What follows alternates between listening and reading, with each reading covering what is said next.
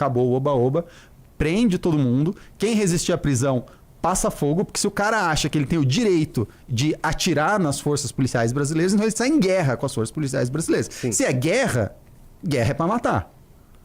Não é pra... Né? Imagina, você não vai numa guerra falando assim, não, tô tomando tiro aqui, mas eu vou ter clemência do meu inimigo que tá... Não, se o cara entrou em guerra é pra matar. Ele já não reconhece o Estado brasileiro, quando ele se diz dono daquela terra. E ele ainda entra em confronto com o Estado brasileiro, e os garantistas hoje dizem que não, que você não tem que fazer nada, você tem que ir lá e tentar usar, como é que é?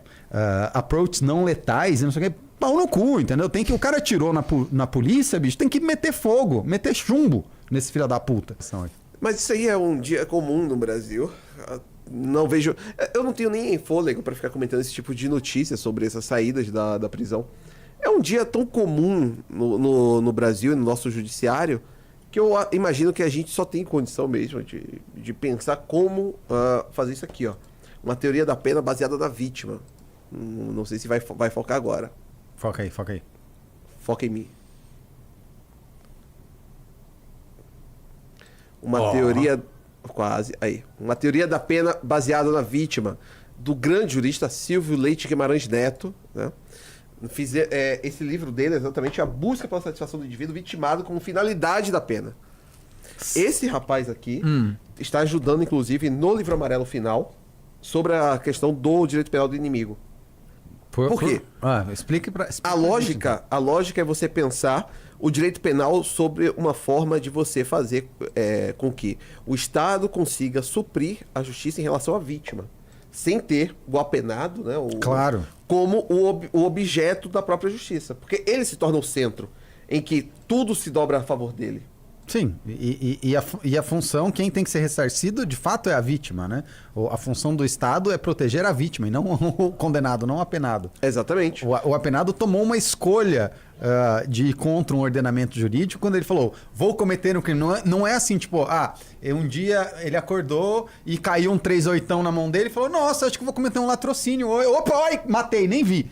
Não é assim que as coisas funcionam, né? É uma decisão deliberada de ir lá e cometer um crime, uma decisão muitas vezes econômica. O cara fala assim, pô, o que vale mais a pena? Eu trabalhar, acordar cedo, pegar o ônibus lotado ou ir lá e meter o trabucão na cara do feirante ou da pessoa que tá passando na minha frente e simplesmente ganhar aquilo que ele trabalhou, né? Então faz todo sentido que a justiça se foque em proteger os interesses da vítima e não do condenado, pelo amor de Deus. Perfeitamente.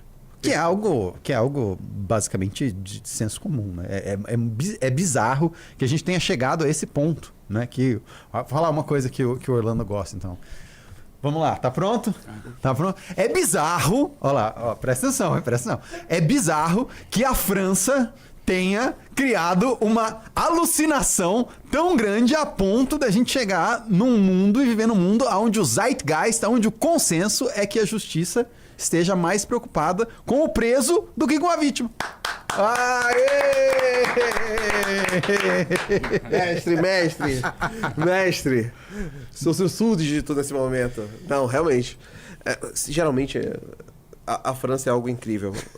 Ou é berço civilizacional ou é berço da barbárie propriamente dita. E desde a Revolução Francesa é só berço da barbárie.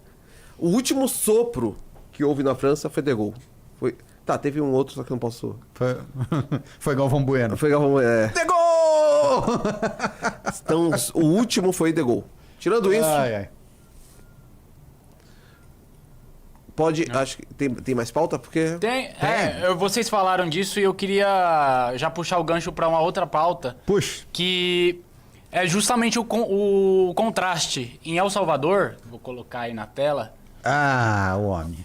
Os caras simplesmente julgam em massa os criminosos. É que, assim, vamos lá.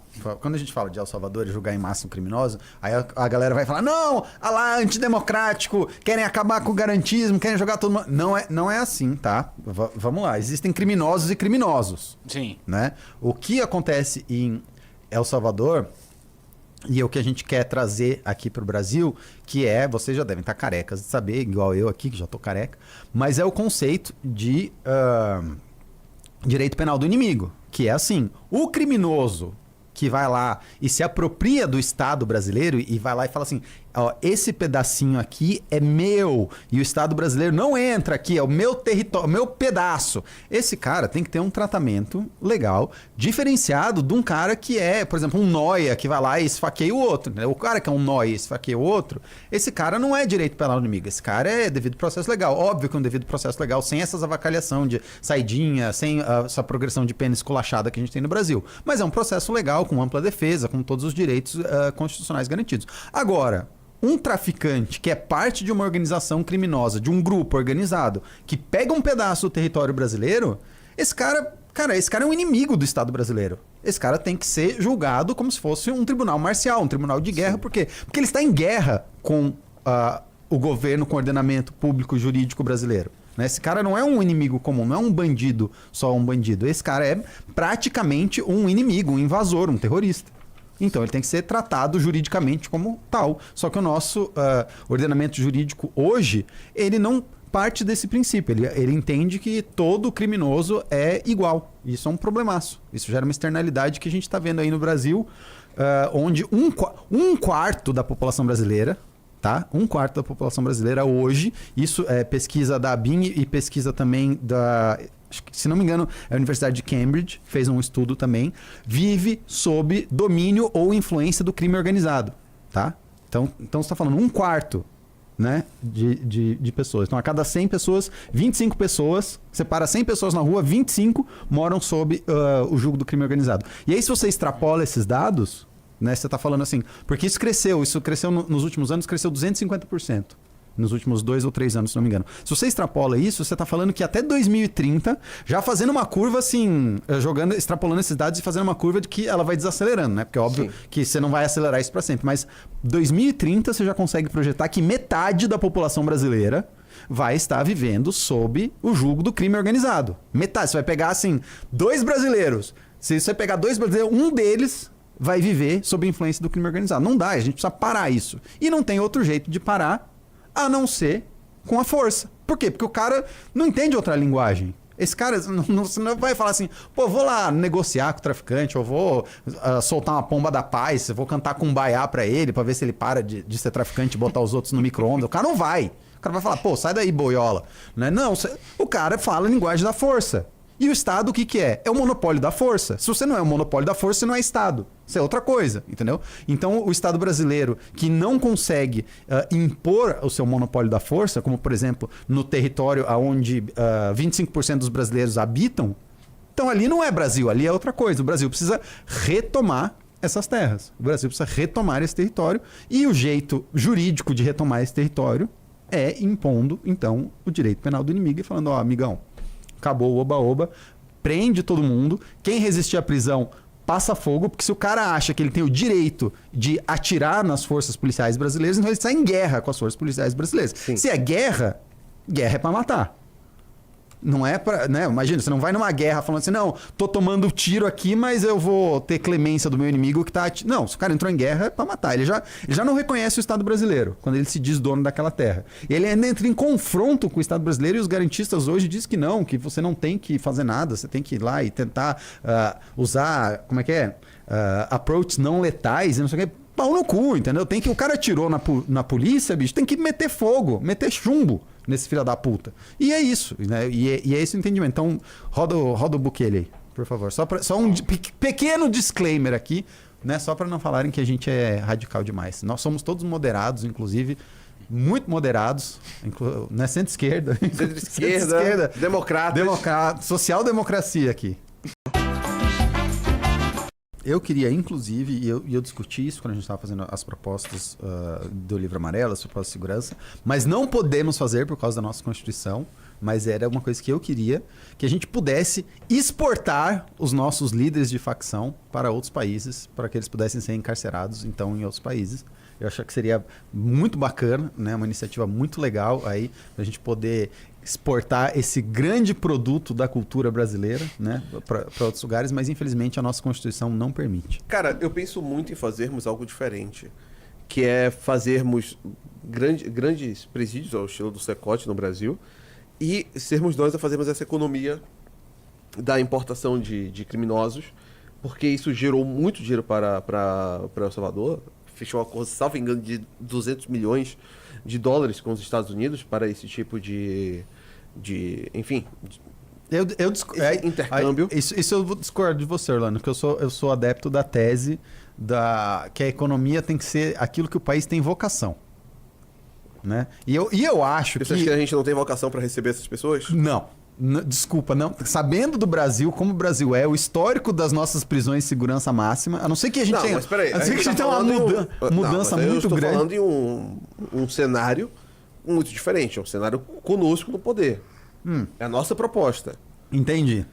A nossa proposta é porque assim, óbvio que hoje você pode fazer a lei que for que não vai não ter resultado. Sim. Né? Uhum.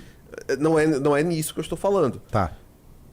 Nós vamos criar o Secotins, e a ideia é exatamente isso, é você criar o maior presídio de segurança máxima, com o melhor modo para impedir fugas, para impedir controle de facções, para impedir entrada de celulares, para fazer o que é feito em El Salvador e fazermos no Brasil pegar essas pessoas e fazermos negócios. Mas você acha que economicamente compensa? Compensa. Assim, Acho que compensa. Acho que compensa no seguinte. tem uma demanda.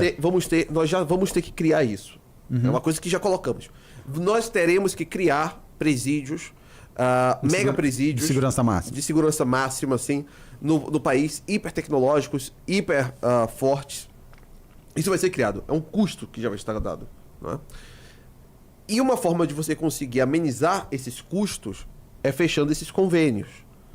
Entendi. Porque... subsidiar o custo. Então, através desses convênios. Cada preso que vem de fora financia 2 presos brasileiros. E aí vão para esse presídio. Como os convênios, por que são tão altos? Por que El Salvador vai receber 200 milhões de dólares dos Estados Unidos? Porque a manutenção dessas pessoas estará também custeada por esses outros países, que acabam custeando os criminosos comuns, os criminosos do seu país ali. E, em última instância, tem que colocar, a meu ver, vamos supor, durante 10 anos, né? Faz o convênio, são 10 anos. Passou desse período, se quiser renovar, pagar mais um valor para continuar no meu país. Caso não, retorna para o país dele. É simples. Eu acho que pode se criar esse tipo de comércio. Interessante. Interessante se a gente pensar... El Salvador consegue hoje fazer um custeamento da sua segurança dessa forma. É interessante se a gente pensar não em termos orçamentários absolutos, vindo 200 milhões por orçamento do Brasil, que isso não quer dizer muita coisa, mas se você tentar pensar isso a partir do ponto de uma iniciativa autossustentável, né? Que aí você cria, então... esse fluxo de pessoas subsidiando a conta de manter os presos brasileiros a custo zero ou quase zero. Exato, exatamente. Interessante, é um modelo interessante. E não é uma ideia de fazer uma grande... Não é como se fosse incrementar a nossa economia. Não é isso. É fazer apenas um subsidiamento da própria prisão que será feita. E faz isso a partir de convênios. Novamente, é um convênio que vai ter um determinado período de tempo. Renovando, fica. Não renovando, vai para casa. Vai para casa. Vai para o seu país cumprir a pena lá. Simples assim. Interessante. Maravilha. Até porque nós já iremos construir, não é? Esses mega presídios. Que acho que não deva ser só um. Acho que deveríamos criar pelo menos 2 ou 3. E navio presídio? Cara, eu gosto muito dessa ideia. Não sei a manutenção, como é. Mas gosto muito da ideia de navio presídio. Ou uma plataforma, pega uma plataforma de petróleo desativada. Então, plataformas gosto. Gosto da ideia de pegar ilhas brasileiras que estejam completamente desabitadas, etc.